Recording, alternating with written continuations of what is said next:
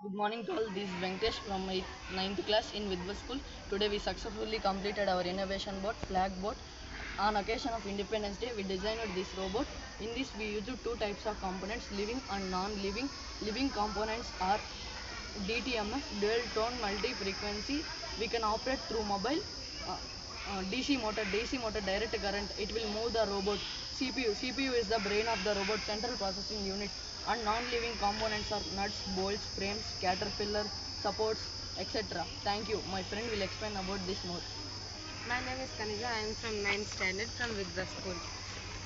Now I am explaining about the programming of this robot. Now I am explaining about the program of this flag robot. In this robot we use DTMF board. So we use DTMF chip.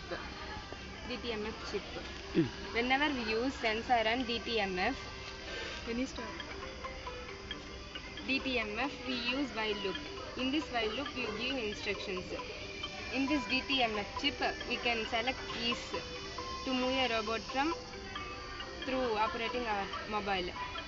When we press key 1, the DC motor will move forward. When we press key 2, the DC motor will move backward. When we press key 3, the DC motor will move rightward.